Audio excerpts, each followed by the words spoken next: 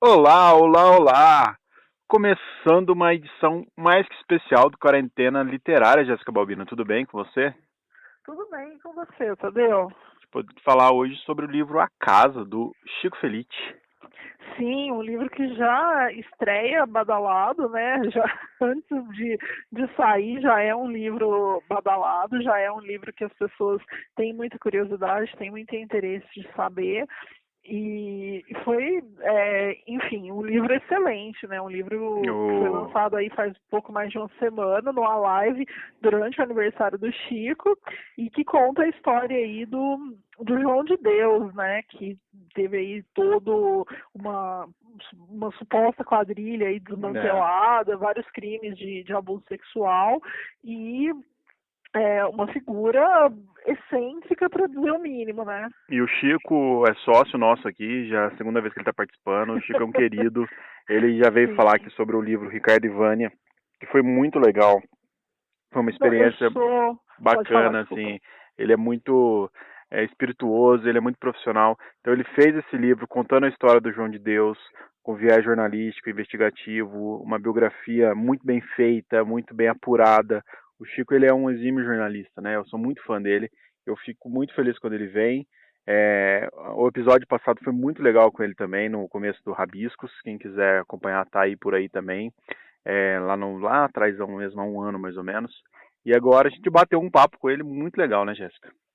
Sim, muito gostoso essa troca com o Chico. Eu gosto muito de ouvir o Chico falando, eu acho ele é isso. Um exímio jornalista seria o adjetivo que eu usaria para resumir assim o que o Chico representa. Ele me faz fazer as pazes assim com esse jornalismo investigativo, com o jornalismo de hard news, porque ele consegue trazer um olhar muito diferenciado. Então às vezes a gente está todo desanimado fazendo coisas e enfim, cobrindo histórias, e o Chico traz isso de um outro jeito. A gente fica, é muito incrível a maneira como ele leva assim o jornalismo e como ele consegue reportar várias coisas, e é uma delícia falar com ele. Eu queria que ele tivesse mais livros, ou só pra gente chamar ele, mas eu vou criar E pretextos ele tem o pra gente Instagram mais poder gravar divertido de todos. com ele. É o melhor Instagram, é o melhor, gente. Se vocês não seguem, Acompanhe a saga sigam, do Chico arroba Felitti e Chico Renan, o marido Feliz, dele, que você porque é é risada muito garantida. engraçado, é muito engraçado.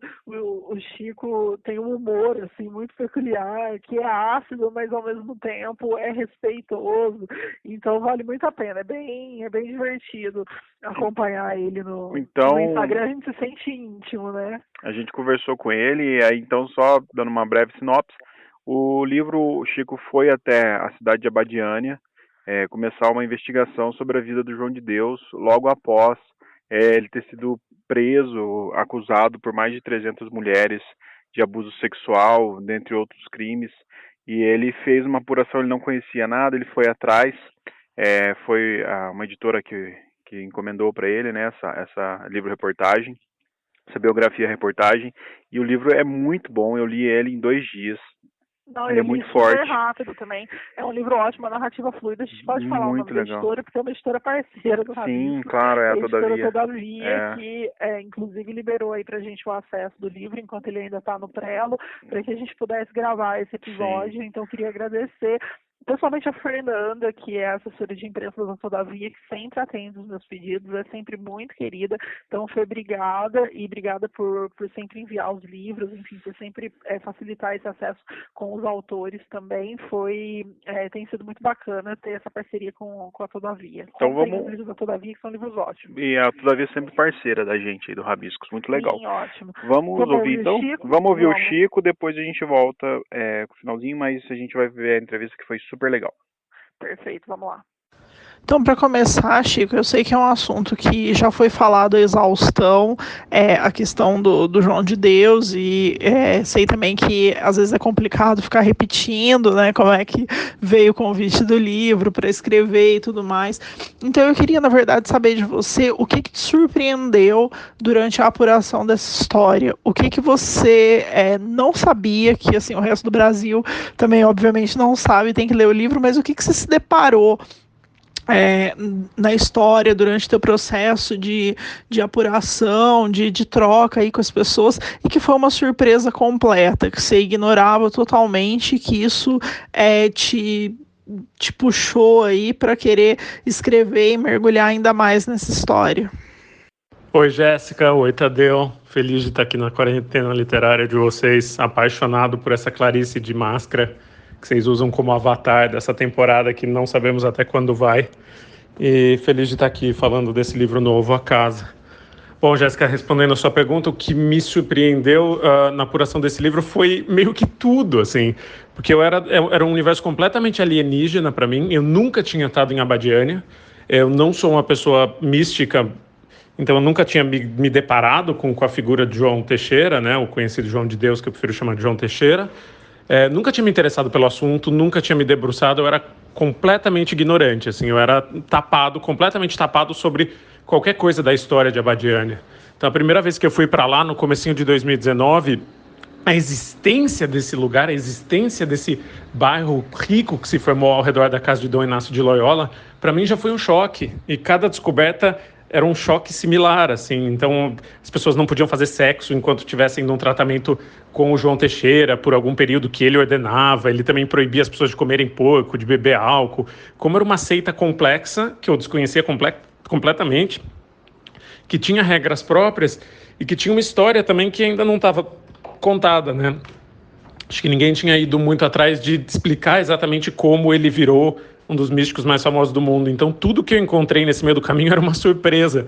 E acho que a minha ignorância inicial, nesse caso, acaba sendo útil até para o leitor que também não é muito desse universo, que, como eu, no começo, saía da estaca zero. Porque eu tive que realmente aprender e apurar tudo, assim, do zero. Assim, quem é essa pessoa? Uma dúvida que eu tinha era, o João Teixeira era espírita? E logo no começo eu descobri que não era religião nenhuma, que era uma seita mesmo, né? Que ele pegava elementos de várias religiões, do próprio catolicismo, elementos Hare Krishna, do umbandismo, da Umbanda, e do espiritismo, e misturava numa coisa que não era religiosa, não era denominativa, era uma seita ao redor da figura dele e dos poderes que ele dizia ter. Então foi uma apuração super difícil, mas cheia de surpresas que para mim eram sempre gratas, né? Era sempre uma explosão, assim, sempre que eu descobri alguma coisa era uma explosão muito grande para fora da minha ignorância inicial. Deus me livre ter que ficar sem fazer sexo por conta do João de Deus. Já ficar na quarentena é tormento suficiente. Mas ainda em relação à apuração, Chico, eu queria te ouvir um pouco mais sobre isso. Como que você organizou isso? Ou não teve uma organização? Você chegou em Abadiânia e falou, deixa eu ver o que a cidade me conta?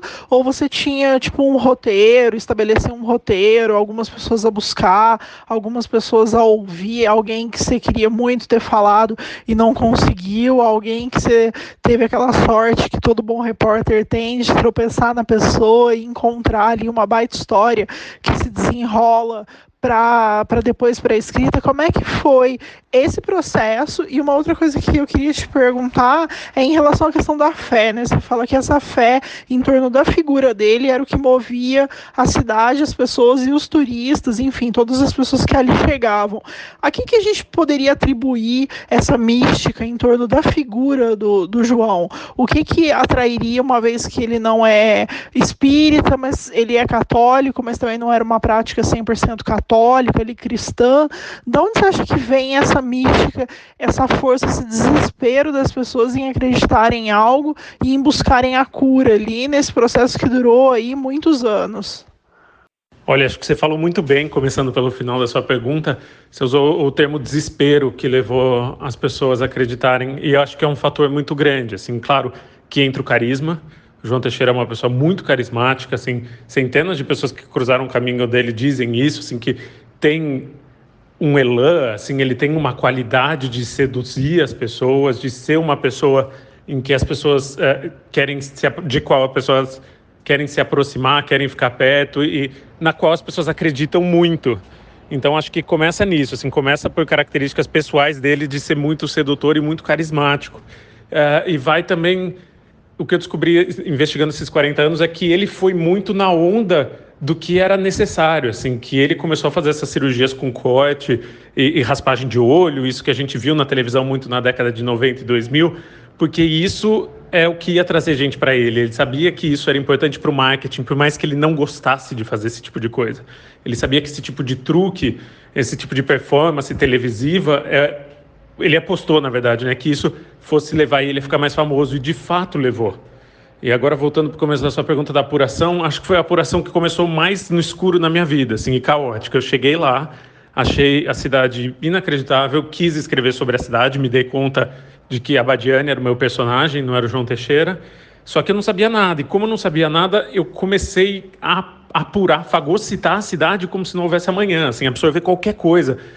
Falei com todo mundo nessa primeira viagem de uma semana, fiquei uma semana dentro da casa de Dom Inácio, falava com todo mundo que eu queria e comecei a entender e mapear esse universo.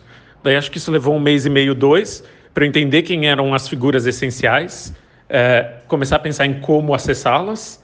E acho que também tem uma coisa muito do Fusca de palhaço, sabe? Aquela imagem de um Fusca que vai saindo palhaço e não para. Foi meio isso, essa apuração. Você encontrava uma pessoa que era essencial e ela te indicava mais 2. Daí dizia de uma prima que tinha trabalhado para ele, tinha fingido que era paraplégica. E isso foi essencial para mim porque muita gente não quis falar, né?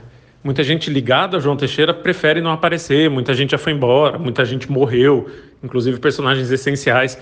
Um morreu na explosão de um avião que estava no nome do João Teixeira, que era um sobrinho dele. Então foi uma apuração que começou bem no escuro e aos poucos foi se delimitando, assim. E consegui, em 1 ano, falar com a maior parte das pessoas que eu queria, tanto aliadas dele, quanto inimigas dele, quanto pessoas que se dizem enganadas. Tem de um tudo, assim. Acho que consegui vários universos amostrais que pintam um bom cenário da casa. Assim, a polícia, daí as investigações que a polícia tem hoje, a justiça, as mulheres que sobreviveram aos crimes sexuais. Acho que tem muitos atores ali e todos estão bem contemplados. Ô Chico, no livro a gente viu muitas vezes as pessoas de boa fé que vão até lá, né? Que iam até lá, na casa do João. Vou chamar ele de João também. Só João, sem alcunha. E as pessoas, até a emblemática Oprah Winfrey, né, que ela foi lá fazer uma matéria e tal, as pessoas descrevem muito a energia do lugar. Então, de ver que as pessoas iam de boa fé, iam buscando um alento que torna tudo mais cruel, né, porque as pessoas estavam extremamente vulneráveis. Você sentiu isso também? Você chegando nesse lugar, você falou que não é uma pessoa religiosa, você sentiu essa energia, você sentiu esse abraço, você entendeu que as pessoas poderiam facilmente serem levadas a uma lavagem cerebral, por exemplo? Olha, Tadeu, acho que tem todo um cenário ali que é muito propício. Da primeira vez que eu cheguei, como eu disse para vocês, eu fiquei dentro da seita, como se eu estivesse lá orando com eles por uma semana. Eu admito que me impressionou. Me impressionou no sentido de que são muitas pessoas, no auge ali da casa, nos anos 2000 e 2010, eram mais de 1.000 pessoas por dia, do mundo inteiro, todo mundo sentado em oração ou em meditação, cada um com a sua crença, por horas juntos. Então, acho que isso deve ter algum tipo de efeito, até numa pessoa que não acredita em nada, como sou eu, que só tendo a acreditar na razão. Então, sim, eu senti um bem-estar, eu sentia que era um lugar em que as pessoas estavam todas unidas, pensando em coisas boas. Talvez isso seja classificado de diferentes maneiras, né? A física quântica vai dizer que é uma coisa, a mentalização vai dizer que é outra, a religião vai se apropriar de outra maneira. Mas sim, eu entendi, vivendo isso, eu pude entender que havia um bem-estar ali, então havia uma possibilidade de você achar que aquele lugar era especial por causa de energias. E tem alguns depoimentos que me tocam muito em relação a isso, assim, de uma mulher que foi abusada e violentada sexualmente por ele, que diz exatamente isso, assim, ela diz, olhando de fora hoje, pode parecer que eu sou uma idiota, mas ele me enganou com a coisa que era mais sagrada para mim, que era a fé, porque naquele momento eu estava acreditando em tudo, eu estava acreditando que a gente estava vivendo uma coisa extraordinária ali dentro, e uma coisa que o mundo inteiro não sabia, então era especial.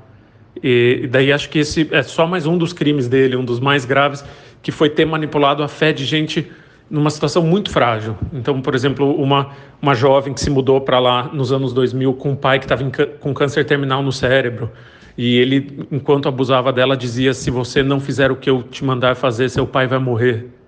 Que é uma manipulação pior do que essa. E essa pessoa, essa sobrevivente, falou comigo, deu nome, foto, e diz, ele violou o que eu tinha de mais sagrado, assim, eu teria feito qualquer coisa pela saúde do meu pai. Então acho que tem uma sofisticação muito grande no tipo de crime que ele fazia, e infelizmente que duraram 4 décadas, né? Entrando nessa seara dos crimes sexuais, eu queria saber o que você encontrou ali, porque a gente sabe que houve uma grande comoção, centenas de denúncias, e aí quando as primeiras pessoas começaram a falar, outras se sentiram encorajadas, mas no livro você traz algumas histórias, e uma delas que me chamou muita atenção é de uma adolescente que teria ido lá e teria denunciado, teria falado com os pais, e depois esse caso foi um dos casos silenciados. Como é que a gente tem alguma conclusão que dá para se tirar assim desses casos? O motivo dele fazer isso? Ele era só filho da puta ou tinha alguma coisa por trás?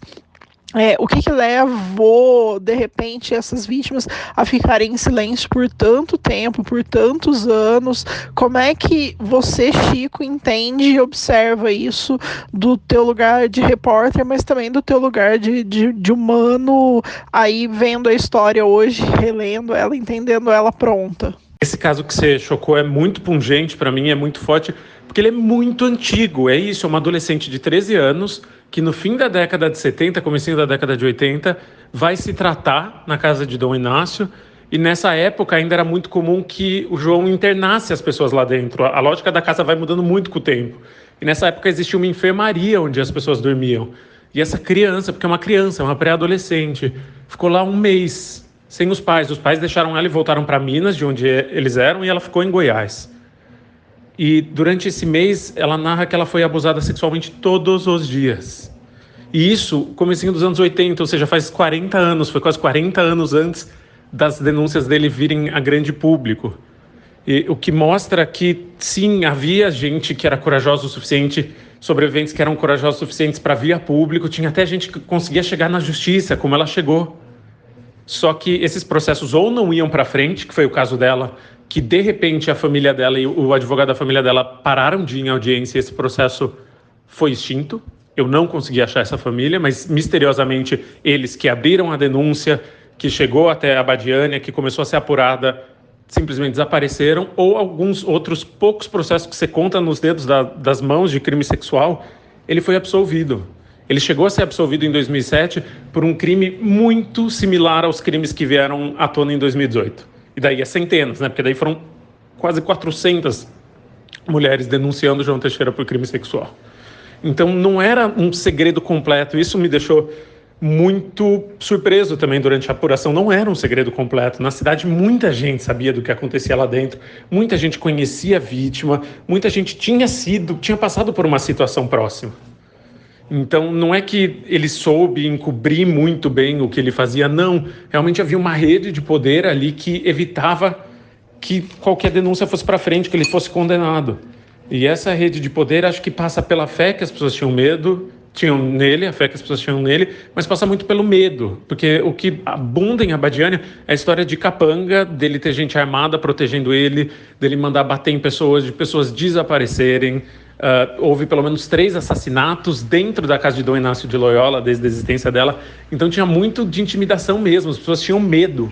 E não só um medo do plano espiritual, que também existia, das pessoas que tinham crença nele e me contaram que tinham medo dele fazer alguma coisa com os poderes dele contra a vida dessa pessoa que denunciasse, mas também um medo do coronel. Ele era um pequeno coronel nessa cidade, ele mandava e desmandava na cidade.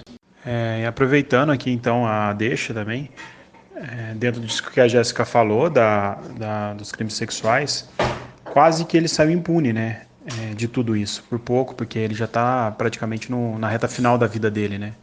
Até estava conversando com uma querida ouvinte, a Lorena, grande amiga nossa também, que ouve bastante o Rabiscos, que leu o livro e gostou muito, assim, a gente estava conversando até, ela até falou, eu falei, você quer que eu faça alguma pergunta? Ela até falou isso, ela falou, pergunta para ele por que acha que demorou tanto, por que esse tempo todo, porque só agora, claro que ele estava sempre numa rede de proteção, né, lendo o livro a gente percebe, autoridades protegendo isso, mas as mulheres foram para a TV agora, o que você acha que foi o gatilho, que foi o start disso tudo? Isso para mim demorou 7 décadas, ele estava quase com 80 anos, né, quando ele foi denunciado em rede nacional, até que uma denúncia fosse forte o suficiente para o poder público fazer alguma coisa, e isso só aconteceu porque essas mulheres corajosas foram num programa da TV Globo, de escopo nacional e de credibilidade, e que não dava para ser resolvido localmente, né? Porque se fosse uma denúncia, houve denúncias menores. A pastora Simone Soares, por exemplo, que é um personagem muito forte do livro, que foi abusada sexualmente por ele em 2 períodos da vida, quando era criança e depois quando era jovem, ela já denunciava, ela escreveu um livro sobre, autopublicou, mas ninguém acreditava. Ainda existe muito machismo na sociedade brasileira. A gente questiona muito as denúncias de estupro e de crimes sexuais feitas por mulheres. A gente tende a passar pano para criminoso. A gente vê isso diariamente, assim, e acho que ele só caiu agora porque era forte demais, era um tsunami forte demais para qualquer coisa refrear, sabe? Quando sai na TV Globo e no dia seguinte centenas de mulheres começam a ligar para o Ministério Público e dizer também aconteceu comigo, também aconteceu comigo, também aconteceu comigo, acho que qualquer rede de apoio, e a rede dele de silenciamento e apoio era muito forte, mas é um movimento que é muito forte, que conseguiu rasgar qualquer rede, assim, mas foi realmente excepcional, porque já tinha tido muita denúncia, assim, então foi um caso em dezenas que conseguiu, porque era o momento de falar sobre isso, no canal para falar sobre isso, e porque conseguiu atrair a atenção pública o suficiente. Porque se a atenção pública não tivesse olhado para a Abadiânia, é possível que essas denúncias não tivessem levado a lugar nenhum e ele continuasse sentado no trono dele dentro da casa de Dom Inácio. Eu sou muito empolgada para fazer perguntas. Eu fiquei pensando, enquanto eu estava lendo o livro, que existe uma sedução muito grande, de fato, na história, né? E você respondeu isso também, me falando sobre o João, que ele era uma pessoa muito sedutora, e acho que todo o clima ali, né? Todo o mistério que envolve a possibilidade da cura, a possibilidade de uma seita e tudo mais é muito sedutor. E aí tem uma das passagens que é a do Luiz Gasparetto num programa de TV e um sensacionalismo muito cru, e eu fiquei pensando como é fácil a gente, enquanto jornalista, cair nessa armadilha, né, do sensacionalismo, de mostrar o que convém, de se sentir sensibilizado. Eu fiquei lembrando de uma história que uma vez eu fui cobrir uma santa que supostamente chorava e tudo mais, e como é envolvente esse tipo de golpe, né? Como que é muito fácil acreditar nisso e cair nisso. E acho que você conseguiu ter um distanciamento muito importante nessa história. Eu queria saber como é que foi para você enquanto repórter. Eu sei que no livro também tem um capítulo que você narra as coisas estranhas que aconteceram e que supostamente poderiam de alguma forma serem atribuídas, né, a essa ligação com a casa, com o João, com aquele entorno, com a Abadiânia. Queria que você comentasse também um pouco sobre isso. Acho que é uma questão que ainda ninguém tinha tocado de maneira profunda o suficiente, o quanto ele foi um monstro criado pela mídia, né? O quanto eu fiz um levantamento e ali na década de 80, virada da década de 80 para 90, tinha 12 médiums diferentes pelo país que diziam que incorporavam o Dr. Fritz e que faziam cirurgia raspando. Tamanha era a demanda, assim, era uma oferta que se adequava a essa demanda, porque as pessoas acreditavam e iam atrás. E daí, nesse episódio do Gasparetto, que você bem lembrou, do programa Terceira Visão, ele é o primeiro apresentador a levar o João Teixeira para a rede nacional e entrevistar o João Teixeira e mostrar aquelas imagens super gráficas, super explícitas dele arrancando um pedaço da barriga da pessoa, raspando o olho com uma faca de cozinha, vários olhos seguidos, e dizendo que curava qualquer doença, assim. E quanto isso foi aumentando o poder dele, foi aumentando o número de pessoas que procuravam ele e de fiéis. E como a relação dele com a mídia era muito... Ele sabia o quão importante era. Ele ficou muito feliz quando ele deu a primeira entrevista, ele fez todo mundo se juntar ao redor dele. Quando a Oprah foi, também foi uma vitória muito grande, era uma coisa que ele queria a mídia do lado dele, e ele conseguiu. Então, a mídia tem grande parte de responsabilidade no tanto de gente que ele atraiu para lá. Não nos crimes sexuais, claro, mas sim em validar um tipo de cura e um tipo de procedimento que não era testado, não era científico, não era... E por muito tempo a gente validou. Assim, acho que a mídia tem grande responsabilidade, a imprensa tem grande responsabilidade nessa história, tanto que tem um capítulo que chama O Médium e a Mídia, que é só sobre isso, assim, só o quanto ele alimentava esse relacionamento com a mídia, o quanto era importante para ele e o quanto teve um efeito prático. E daí eu entro no segundo, que é um capítulo que chama João de Deus e Eu, em que eu falo o que aconteceu com a minha vida enquanto eu apurava esse livro. Foi uma grande dúvida fazer ou não fazer esse capítulo, escrever ou não escrever. Mas daí eu achei que como eu tinha obrigação da sinceridade, assim, de relatar, de reportar o que tinha acontecido na minha vida enquanto eu fazia esse livro, porque teve alguns acontecimentos que eram extraordinários. Então, meu marido foi internado para tirar o apêndice, porque pelos exames ele estava com um apêndice inchado, mas não doía, então era uma operação super simples, que ia durar 1 hora só para prevenir qualquer problema de apendicite mais para frente. Daí, quando ele já estava anestesiado, descobrem que ele tinha um tumor do tamanho de uma laranja que não aparecia nos exames de imagem. Eu caio no esgoto quando eu estou voltando de fazer uma entrevista muito importante desse livro. Literalmente, um bueiro sai debaixo dos meus pés na cidade de Pirinópolis e eu caio no esgoto. Os computadores da Biblioteca Nacional vão pifando um depois do outro quando eu procuro o nome do João Teixeira. Parentes morreram também do meu marido, tudo num período muito curto de tempo.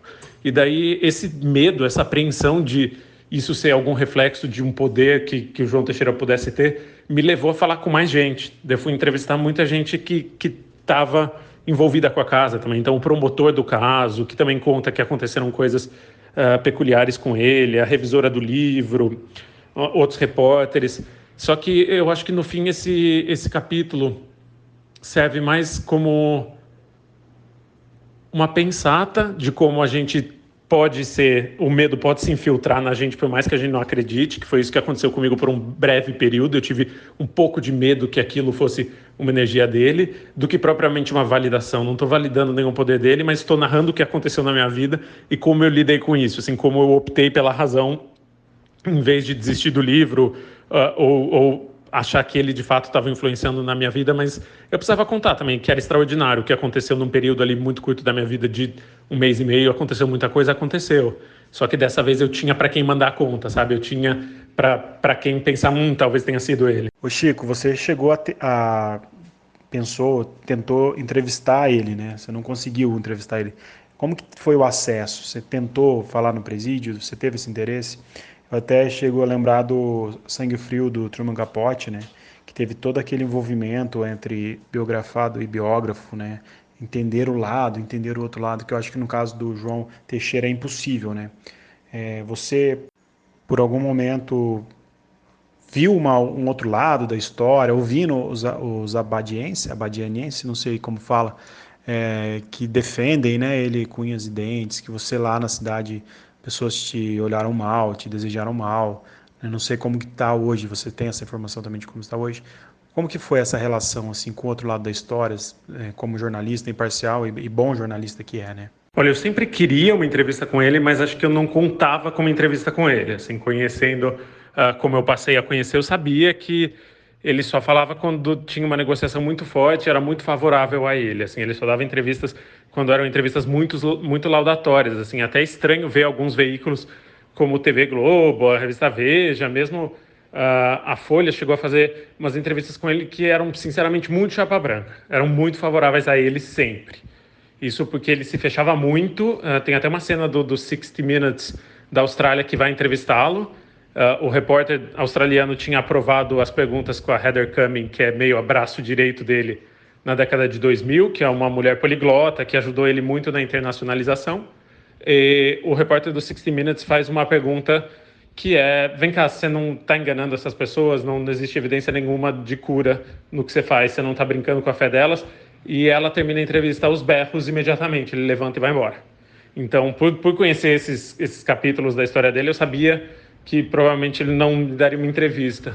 O que eu consegui estar com ele, sim, em março de 2019, porque eu entrei na UTI onde ele estava, escondido. Ele estava em prisão hospitalar, né, porque ele tinha tido um laudo que ele não estava bem o suficiente para ficar no complexo prisional ali perto de Goiânia, onde ele ficou até recentemente, né, que ele acabou de ser solto numa leva de detentos que, por causa da Covid-19, por causa do coronavírus, saíram para a prisão domiciliar com tornozeleira eletrônica, porque era um grupo de risco, e ele, com quase 80 anos, saiu nessa leva. Mas daí, em março, eu consegui entrar no hospital onde ele estava, na UTI, e ter algum contato com ele, mas ele estava sedado, ele estava tomando muito medicamento psiquiátrico, eu não consegui ter um contato com ele. Foi um período em que nem o Ministério Público conseguia falar com ele. Então, eu tive na presença dele, mas, infelizmente, não foi uma entrevista.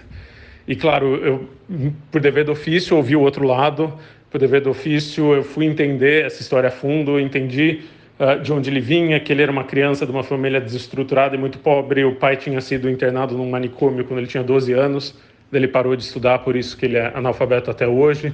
Existe sim um outro lado, mas é um outro lado que acho que é de um peso relativamente pequeno para um criminoso, um dos maiores criminosos da história recente do Brasil, assim. Então acho que existem aspectos humanos dele no livro, por exemplo, dele falar que é para um retiro espiritual e viajar com a família para Disney World em Orlando. Tem vários elementos que não são necessariamente de crime, assim, são do personagem humano, mas acho que eu não tive proximidade por essas questões com ele. Primeiro, pelo vácuo que ele é, né? Ele é um vazio, ninguém de perto dele fala, ninguém da família fala, ele próprio não fala, ele não está lá. E segundo, que é um crime muito hediondo, né? Também, você falou do Truman Capote a sangue frio, também era um crime bárbaro, e ele ainda assim conseguiu se aproximar muito da pessoa que tinha perpetrado esses crimes, tinha executado esses crimes. Mas comigo não foi o caso. Assim, acho que até um alívio ter feito um perfil da cidade, não do homem, porque daí me tira também essa obrigação de ter algum tipo de proximidade ou contato com o homem. Agora eu vou dar uma desvirtuada, porque nem só de pergunta séria vive nosso podcast, que é também na zoeira. Mas quando eu li o livro, e até quando eu assisti a live do lançamento, que foi no aniversário do Chico, que foi bem legal, eu fiquei com a impressão, tive uma sensação que a casa e todo esse clima em Abadiânia, desculpa, e a figura do João e tudo mais, me lembrou muito uma série muito trash da Netflix, que chama O Escolhido, que tem 2 temporadas. Eu queria saber se vocês já assistiram a série, se vocês podem endossar isso, se eu vou ficar nesse vácuo imenso aqui falando da série, mas é uma série que de tão ruim, ela é boa, de tão trash, ela acaba sendo interessante. E tem essa figura meio que, né, mística, assim, da figura que é o escolhido, e toda a cidade, toda a economia que gira em torno daquilo e tudo mais. Eu fiquei pensando nisso, mas vou engatar, então, uma pergunta séria também, para não parecer que eu estou aqui só de brincadeira nesse podcast. Que é uma questão que eu até levantei com o Chico durante a live do lançamento, que como é que a cidade ficou devastada, né? Depois da prisão do João, a casa ainda continuou, mas o número de pessoas que vão, o número de fiéis e tudo mais é bem menor, então o turismo, né, ali, que era um turismo em razão da casa, sofreu um impacto muito grande. E eu queria saber como é que funciona isso agora, assim, o que a gente pode visualizar da cidade hoje. E foi uma coisa que eu falei, como é que essas pessoas ficaram? Porque muita gente trabalhava ali sabendo que estava fortalecendo uma rede, que era uma rede muito ruim, né, em torno do João, mas muita gente trabalhava porque precisava, né, então já vinha ali de gerações na cidade e tinha necessidade de botar comida na mesa, então eram camareiras, eram vendedores, enfim. Como é que essas pessoas ficaram? Houve um movimento de deixar a cidade, mas tem gente que a gente sabe que não consegue sair, não pode sair. Como é que estão essas pessoas hoje? Se isso te sensibiliza, Chico, em algum momento, assim, essas pessoas terem ficado com a renda muito comprometida, é uma cidade, um local que girava em torno disso, mas também muito esquecido pelo governo, tanto estadual como federal. Como é que fica essa questão agora? Qual que é o olhar hoje para Abadiânia e seus moradores?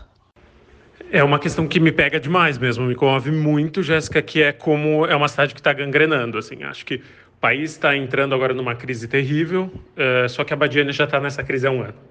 Talvez fosse o pior município brasileiro em desempenho, porque é isso que você disse, assim, todo mundo dependia, eram 500 empregos numa cidade de 20 mil pessoas, 500 empregos diretos ligados à casa que acabaram meio que da noite para o dia.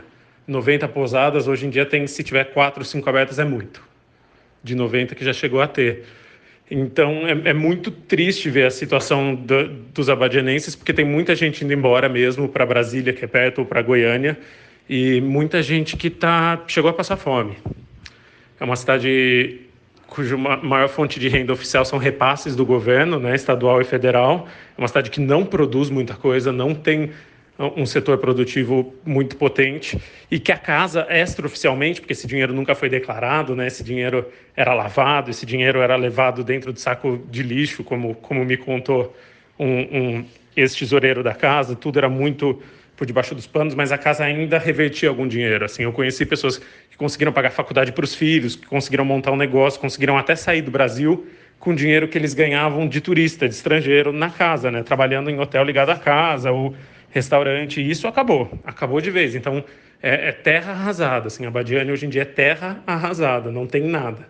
O índice de desemprego prático, né? Porque isso eles pararam até de divulgar o índice de desemprego, mas o índice de desemprego deve ser assustadoramente alto.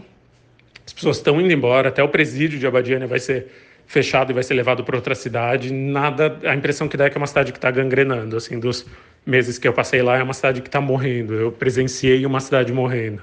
E fiquei louco para ver O Escolhido, não conheço, mas eu amo séries horrorosas, que são tão horrorosas que dão um looping e são maravilhosas, porque até agora a minha referência para essa história que voltava muito para mim durante o processo de apuração era Wild Wild Country, né? Aquela história do Osho ter construído uma cidade no meio do nada. São dois paralelos muito claros para mim, mas a casa é uma versão tabajara, né? Uma versão brasileira que durou muito mais tempo, né? Rajneeshpuram durou tipo uns 2 aninhos, 3 aninhos, enquanto a casa durou 40 anos, mas tem muitas similaridades.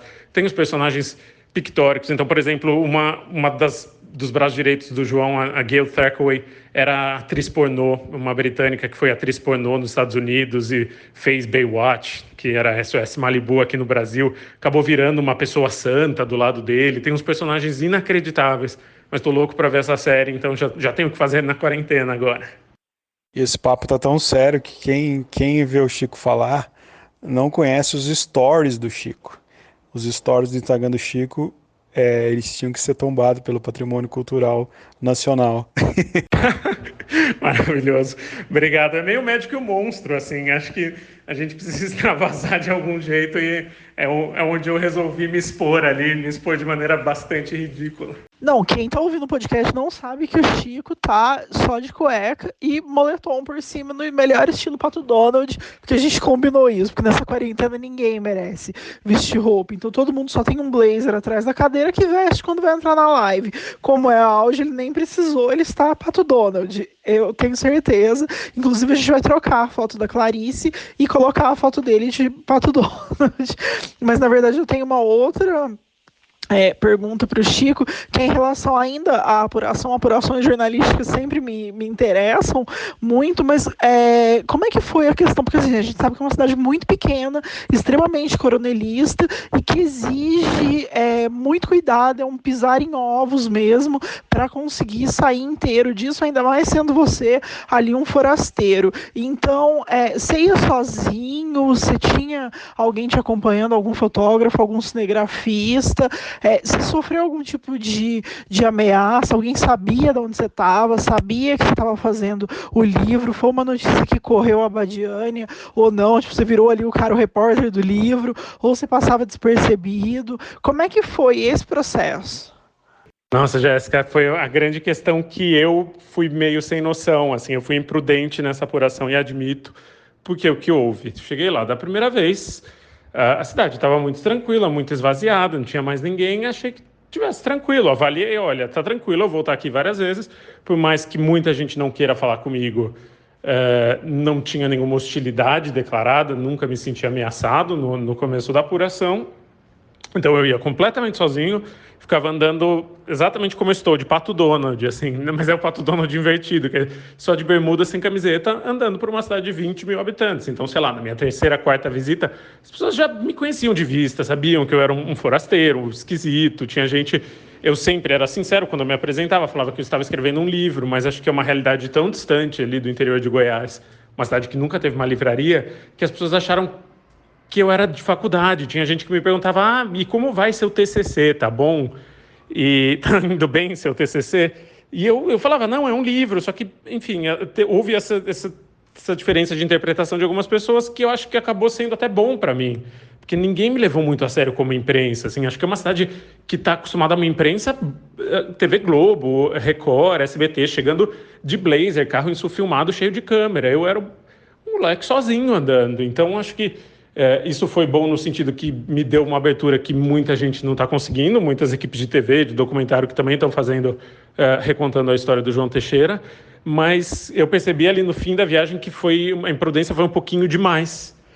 Uma das últimas vezes que fui para Abadiânia, a última vez que fui para Abadiânia, na verdade, era no aniversário da cidade, que ia ter uma parada, um desfile super pitoresco, super coisa de interior. Então, os meninos do judô andando de mão dada com o professor de judô, todo mundo de kimono, a banda da escola militar, sabe? Bem interiorzão mesmo, e é uma cena linda, que eu até uso lá para o fim do livro. Era a primeira vez que o João Teixeira não ia estar nesse desfile. E daí, um dia antes desse desfile, à noite, eu tinha marcado uma entrevista com um homem que tinha trabalhado na casa e que eu nunca tinha visto. Daí eu chego para encontrá-lo num bar e ele fala: você não está ficando no Hotel Brasil no quarto número, 21? E eu estava no Hotel Brasil no quarto 21, sozinho. O hotel, como a cidade estava abandonada, não tinha quase ninguém. E essa pessoa que eu encontro pela primeira vez e que tinha sido cúmplice de alguns crimes da casa sabia exatamente onde eu estava hospedado e o número do quarto onde eu estava. Foi daí que eu me caguei de medo. Essa noite eu passei sem dormir, foi terrível. E eu avaliei que foi uma imprudência um pouco demais, assim, que eu me joguei um pouco mais do que a prudência teria determinado, teria permitido. Porque eu ouvia muita história de gente que desapareceu, de gente que foi morta, de gente por muito menos do que eu estava fazendo. Mas eu tinha uma segurança dele não estar mais lá, né? Do João não estar mais lá. O que o Paulo Paulada, que é um atual inimigo do João, mas já trabalhou com o João, já foi administrador da casa, diz, é que todo mundo agora quer fazer selfie com a onça porque a onça morreu. E eu concordo, eu só escrevi esse livro porque ele não estava mais lá. Se ele estivesse lá com 14 capangas armados, como a registro, e as pessoas narram que ele tinha, e mandando e desmandando na cidade, eu não teria arriscado minha vida. Então, acho que ainda bem que isso aconteceu só no fim da apuração.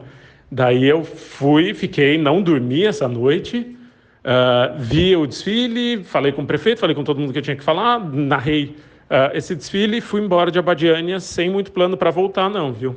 Chico, partindo para o final, estou muito feliz com esse episódio, é a segunda vez que você vem no Rabiscos, é uma honra para a gente enorme, a gente gosta muito de você, tanto do seu trabalho quanto da sua pessoa, do jeito que você lida com as coisas, do jeito bem-humorado que você é com a vida, do jeito leve que você leva as coisas, a gente que acompanha nas redes sociais, a gente esteve junto na Flip também, foi muito legal te conhecer pessoalmente.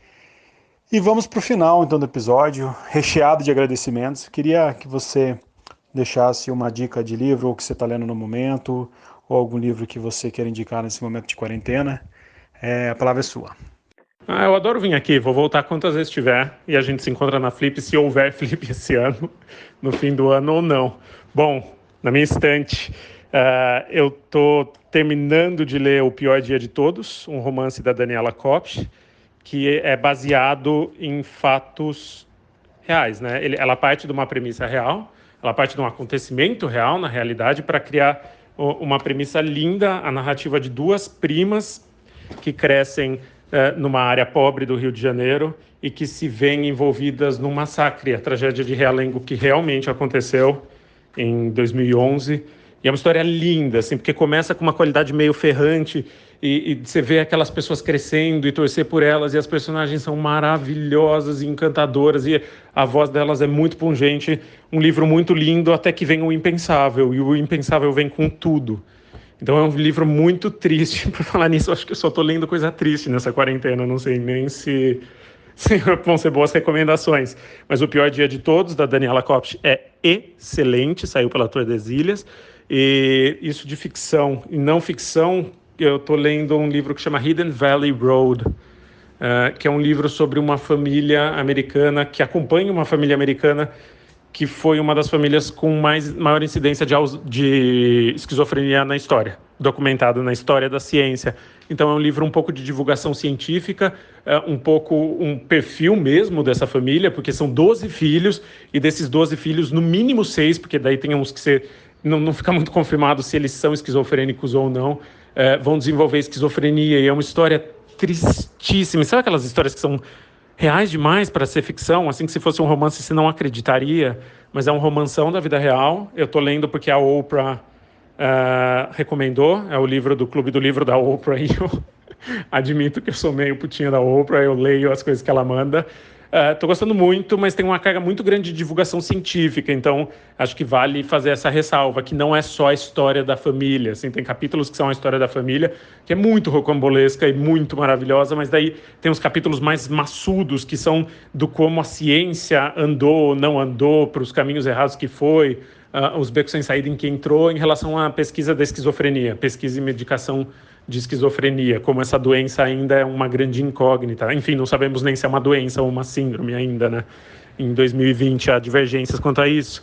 Mas é isso, 2 leituras aí, e juro que o próximo que eu vou ler é mais felizinho, prometo. Chico, que lindas suas indicações, muitíssimo obrigada. Com certeza o da Daniela vai entrar na nossa lista, no nosso prêmio literário que a gente está organizando para o fim do ano, porque nossos gostos literários são muito parecidos. Toda vez que você indica um livro, eu fico, gente, eu já li também, amei, me tocou muito. Ou, tipo, você indica, eu vou ler e realmente me toca muito. Mas queria te agradecer pela disponibilidade de participar, pela troca, por sempre ser muito gentil e muito generoso com o conhecimento que você tem, sempre alegre, sempre trazendo uma informação de muita qualidade, mas sem ser sisudo ou sem estar se colocando num lugar de superioridade, como muita gente tem por hábito fazer. Então, queria te agradecer por isso mesmo, pelo carinho, pela amizade, por tudo. Muito bacana, Jéssica. Que legal que foi esse papo, bom, né?